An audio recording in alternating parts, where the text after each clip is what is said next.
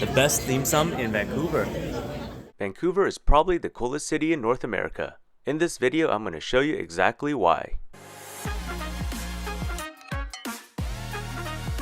Join us on our trip as we explore top local restaurants, see famous Granville Island and Stanley Park, walk across a high suspension bridge, explore new and old Chinatowns, and see world-class nature within an hour of downtown Vancouver, epic fjords and waterfalls, and much more. Hey guys, we're in Vancouver today. We're walking over to Granville Island for lunch. Granville Island is a public market and foodie's paradise, similar to Seattle's Pike Place or San Francisco's Fisherman's Wharf. It is just outside downtown under the Granville Street Bridge. It's got an international Pacific Northwest flavor with vendors selling hot foods and fresh foods from different cultures. It's family friendly and selection and proximity to downtown makes this a go-to destination. You can drive here, walk here, Uber here, or take a water taxi, which is probably my favorite idea. I probably wouldn't drive on the weekend because parking here is tight. The thing about Vancouver is there's a lot of residential high-rises in downtown, making this city very walkable, and the population density is one of the highest in North America, despite the city only being 2.5 million, half the size of Seattle. Just like smaller European cities, they feel bigger than they are because there's so much foot traffic around this dense center. Vancouver's density makes it a great place for public transportation. Driverless Skytrains take you deep into the suburbs from downtown and makes a cheap, quick, reliable way to move about. Skylink's Canada line also connects directly to Vancouver's airport, making this the cheapest connection from the city to your flight. The Canadians have definitely pioneered self-driving before Tesla has. Our next stop, Vancouver Chinatown. We're gonna stroll down Main Street, Chinatown to find some food to eat and explore some stores. This Chinatown is the largest in Canada. It was founded in the 1880s during the Klondike Gold Rush, when Chinese men came overseas to work the mines. Local stores stocked with delicious seafood, medicines, and herbal foods are common here. High-quality inventories are sourced around the world with a lot more diversity than Western markets. So be sure to come and take a look around when you are in Chinatown, and be sure to ask some questions and meet our friendly business owners. We found a place for lunch. Let's have some Chinese-style barbecue. For authentic Chinese barbecue in downtown, head over to Chinatown BBQ. You can't go wrong with barbecue pork or roast duck served over rice. We're walking down Vancouver on a beautiful sunny day. It's hard to believe it's still winter right now. If you're coming to Vancouver, you definitely heard of suspension bridges. There's the Capilano Suspension Bridge, which is $60 a person to enter. But if you're like me and you don't want to pay $60, go where the locals go. Come to Lynn Canyon Bridge, only a 20-minute drive away from downtown Vancouver, and there is ample parking. Hey guys, we're gonna see the famous free suspension bridge.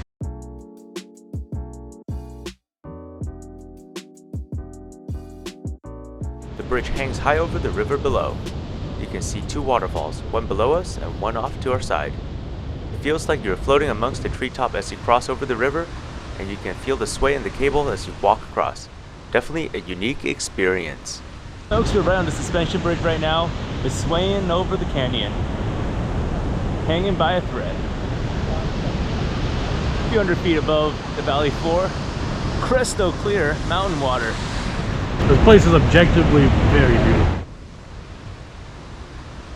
Cross over the bridge to escape suburban life and get deep into the woods. After a lot of hiking, it was time to get dinner, this time at Miku Sushi. His first time eating uni. Should I be taking the sauce with this? For the best sushi in Vancouver, head over to Miku at Canada Place. Be sure to make a reservation because this place is super popular. And yes, it was better without the sauce. For more top quality Vancouver seafood, we headed to Blue Canoe at Richmond's waterfront. The best seafood in Canada.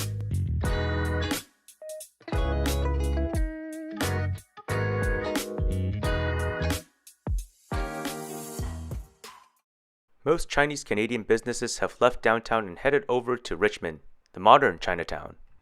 No trip to Vancouver is complete without authentic Cantonese dim sum. The best dim sum in Vancouver. This time we went to the Forturne Terrance restaurant in Richmond. And for the freshest shellfish and Lynn cod in town, eat at the Fish Man, also in Richmond. Our next recommendation, Gastown. Behind me, the historic steam run clock.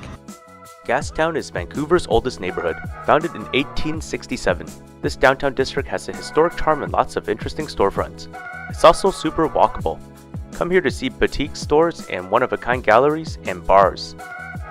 The neighborhood has excellent First Nation art galleries which are worth checking out. Speaking of native art, let's head over to Stanley Park. Stanley Park is one of the city's main attractions. You can get here by bus, located right here in downtown. It offers 360-degree views of the entire city. Coming at twilight gave us spectacular views of the skyline coming to life. These totem poles, British Columbia's most visited attraction, stands over 10 meters tall and represent the stories and legends of First Nation tribes of British Columbia. In this next part of the video, we're going to venture outside of Vancouver and head over to a Norwegian-like fjord, Howe Sound. But first, let's cross over the iconic Lionsgate Bridge. One of my favorite parts about Vancouver is its proximity to nature. Crossing into North Vancouver. Drive half an hour towards the mountains and you're in another world. So close yet so far. Howe Sound is a 900 feet, 270 meter deep fjord, similar to New Zealand's Milford Sound or Norway's Sonja Fjord, formed by continental glaciers during our last ice age. This deep valley flanked by 8,000 foot peaks feel more like Alaska than Vancouver metro area. To get here, take the Sea to Skyline Highway north towards Whistler. This level of sheer beauty is breathtaking, only a short 30-minute drive from downtown. Howe Sound is my top choice for the most magnificent nature attraction in Vancouver. And folks, this is just the tip of the iceberg. There's even more to see. Let's explore the city of Whistler and drive by the city of Squamish, home to the giant Chief Wall, a granite face popular with local climbers. Another 40 minutes of driving and we are at the ski town of Whistler. Hey guys, we're in Whistler, Olympic Village. Who said you can't see starfish, sea urchins, and snow in the same day? If you ski or snowboard, Whistler should be on your bucket list. Home to the 2010 Winter Olympic Games, Whistler is the pinnacle of Canadian winter sports at the end of the Sea to Sky Highway. In the summer, Whistler is a gateway to the mountains for mountain bikers and hikers.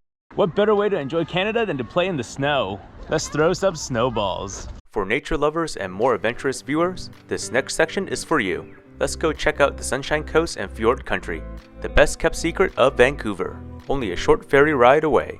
At the top of Princess Louise Inlet, at Chatterbox Falls. The Sunshine Coast is where you can find the deepest and coolest fjords of North America. Today we're visiting Jervis Inlet, the deepest of them all. As an American, you don't really know much about the Sunshine Coast. Many of us know Vancouver. A lot of us know Whistler, Banff, and Jasper is what Canada has to offer. But you come over here, you're checking out these inlets and fjords, and they're every bit as beautiful. If you're interested in these fjords, I made a whole video about it. Click above for the link on my channel. Another Vancouver natural wonder is Pitt Lake. This glacial valley is home to a fjord lake. In Vancouver, where there are a lot of fjords, it's often overlooked. But if it were anywhere else in the United States or Canada, it would be a national park in its own right. Getting here is a scenic 30-minute drive from downtown. Just put in Grant Narrow Park at Pitt Lake in your GPS. If you enjoyed this video about Vancouver, please add a like to this video and subscribe to my channel for more content like this. Turn notifications on so you don't miss the next great trip.